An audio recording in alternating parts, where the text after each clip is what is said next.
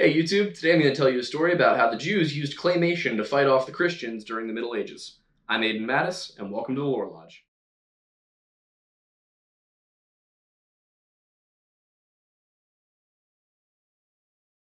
Doesn't really matter what kind of media you're consuming, but if you're looking at the horror or the fantasy genre, whether you're watching supernatural TV shows, a horror movie, reading, fantasy literature, playing Dungeons and Dragons, you're probably going to come across the Golem. And the Golem is not the same as Gollum from Lord of the Rings. I'll get to that in another video. The Golem is a man created out of clay or dust that the rabbis will breathe life into through some form or another. And there's various depictions of how exactly this happens, but the general idea is that in times of strife, rabbis will protect their community by creating a clay man and then either writing on his body or on a piece of paper, which they then stick into its mouth or somewhere inside of it, and then that will allow the golem to take on a life of its own. And they will act as protectors or servants or basically do whatever is needed for the Jewish community in a given area until a time of desperation has passed. Now, it's important to recognize that golems have been around for a very long time in Hebrew text and scripture. The word golem is used once in the Bible itself in Psalm 139:16. And at that point in time, the word golem really means something more along the lines of an unfinished embryonic being, something that is going to be brought to life but hasn't yet been given life. And it's used in that sense to refer to humans before they are created as flesh and blood, sort of the concept, the physical manifestation of what a human is before the soul is breathed into it, or at least that's how I interpret the specific text. Now, in this way, you could say, and a lot of people do, that Adam, for example, from Genesis, is a golem because God creates him out of the dust of the earth, forms him, and then breathes life into him.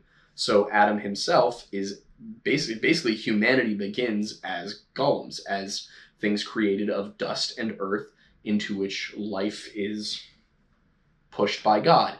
And part of the reason that man-made golems are mute constantly in basically every thematic expression of them is that golems are imperfect. Humanity cannot create something along the same lines of what God can create, and therefore golems cannot speak. So while they do display varying degrees of intelligence and capability, they're not speaking characters in any sense.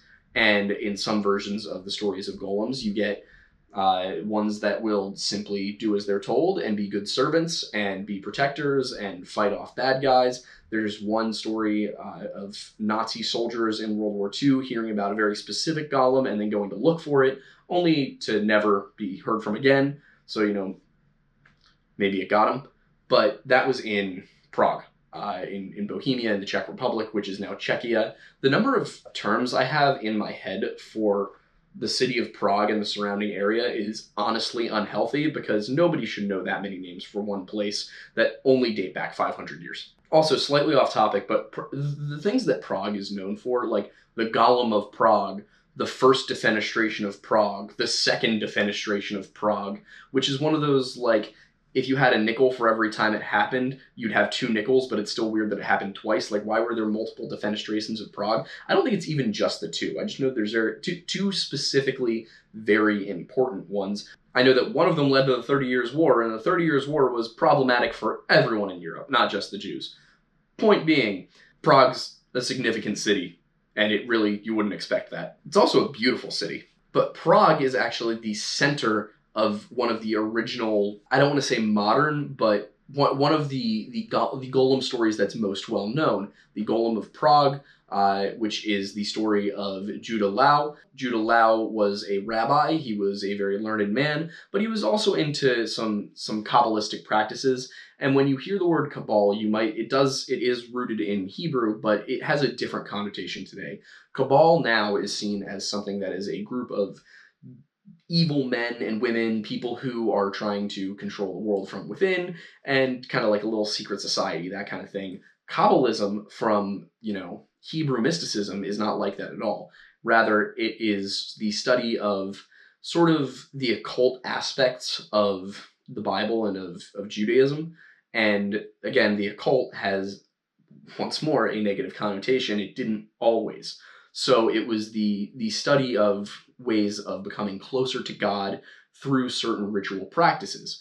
You might see things this is not too far off from some of the things that the Freemasons practice, for example. And there was a Christian mystic movement, there was an Islamic mystic movement, there was a Jewish mystic movement, all of them centered around using sort of, I don't want to say out there, but more magic-like ways of getting closer to God.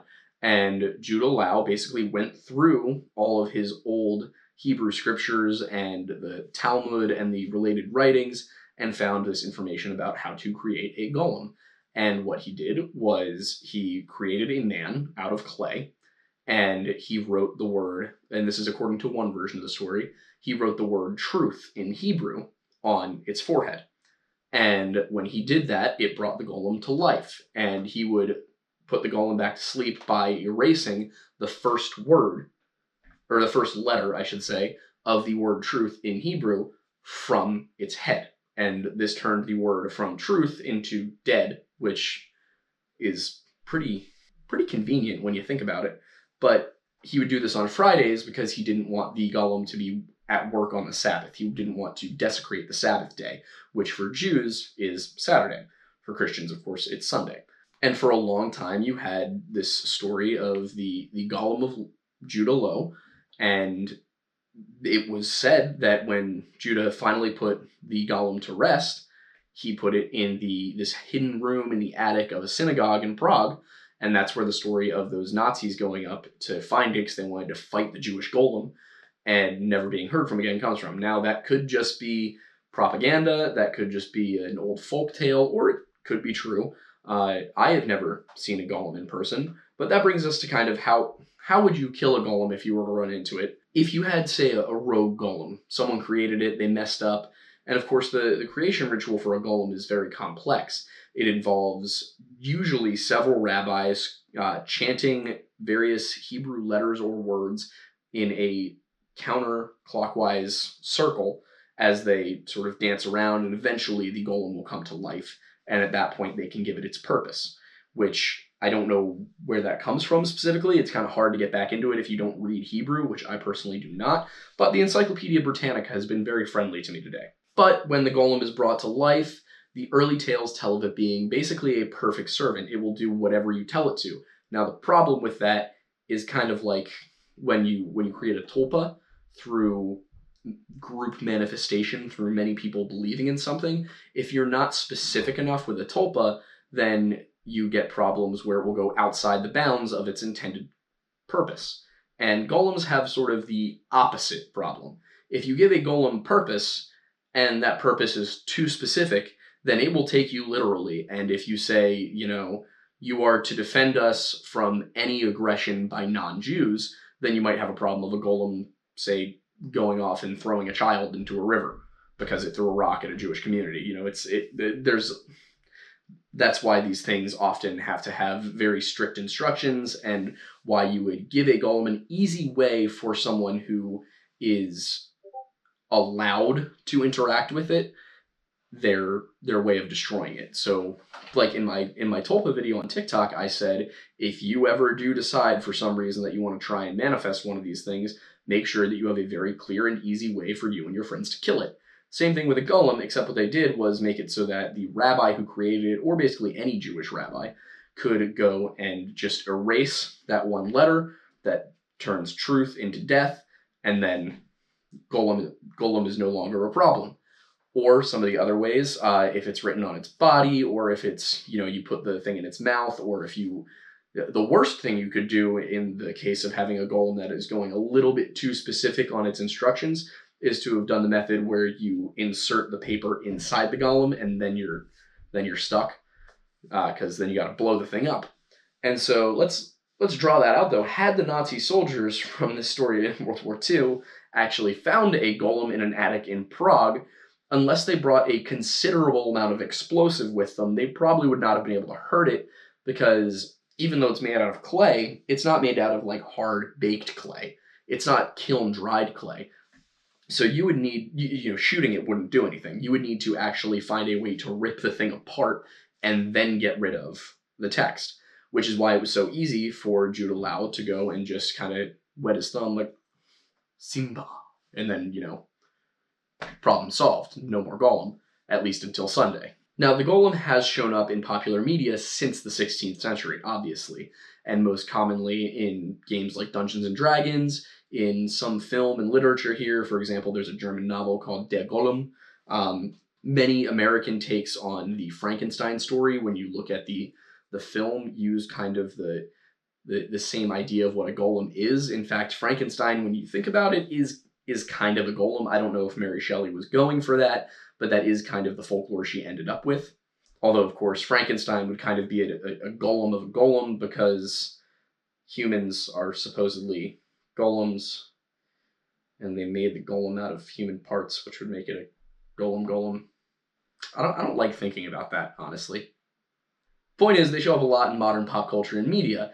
There's an episode of Supernatural where they take on a golem. Now, the one in the Supernatural episode is created by a group of good guy rabbis facing off against the Thule Society. And if you don't know what the Thule Society is, maybe I need to start doing some Secret Society videos, because they're basically a Nazi version of the Bohemian Grove. There's a lot more to it. I don't know how to describe it very simply, but it was not good, so to speak. Now, in Supernatural, they chose the route of taking a scroll, but instead of writing, the specific word for truth on it, what they did was write the name of the golem, stick it in the mouth, and then the ownership of the golem would be passed through inheritance, which is how it ended up being both involved in the Thule Society part of the episode and the modern day part of the episode. So the way to kill it at that point was you had to take its mouth scroll. And it wasn't a perfect representation. It was an example of Supernatural doing what Supernatural does best, which is taking a story and then taking just enough creative license with it that they're not totally abandoning the original folklore, but they do get out of it, and they create a good story based upon it. Now, a lot of people wonder if Tolkien got the word golem, as in, golem.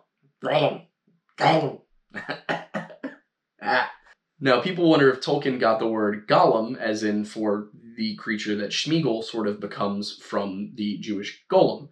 Now, there's a possibility there, but it's more likely that he got it from an Old Norse word for gold, and also, of course, the sound that Golem makes when he's kind of coughing, his coughing fits is like a golem. And again, I am super impressed with Andy Serkis for being able to play that character, especially with the early motion capture technology they used, because wow, that was sick to see. But it is not likely that Tolkien got the name Golem from the Jewish golem. Another Tolkien misfact that I hear a lot is that Jews were the inspiration for dwarves, which is used to say that Tolkien was anti-Semitic, but there's actually some letters where Tolkien refers to the Jews with quite a great deal of reverence, and so I think that that's an inappropriate thing to do. His take on dwarves is pretty much straight out of Norse mythology, and I'll do a different video on dwarves at a different time, but I do just want to slip that in there because I think it's important. A lot of people try to ascribe anti-Semitism to the depiction of dwarves in Tolkien. It's not correct. It's not accurate. In fact, if Tolkien really did have any sort of crime against Judaism in his writings, it was that he didn't really seem to base much off of them at all. Most of Tolkien's work is Norse and Celtic in its origin, rather than being, and of course, biblical, but rather than being, anything else. He kind of focused on what he knew, rather than delving into some of the other stuff that he didn't know quite as well. Which, as an author, probably the best way to go about it, because otherwise you're probably going to step on some toes that don't need to be stepped on, and you end up with, instead of having a book that could have had a lot of questions regarding how accurate it was and how many liberties it was taking, and, was this based on this? Is this a derogatory form of that? Like a certain book about playing a game for Thrones,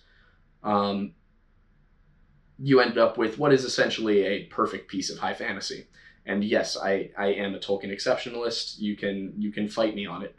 But I think we've gotten to the point where I'm now ranting on my tangents about Tolkien and medieval history.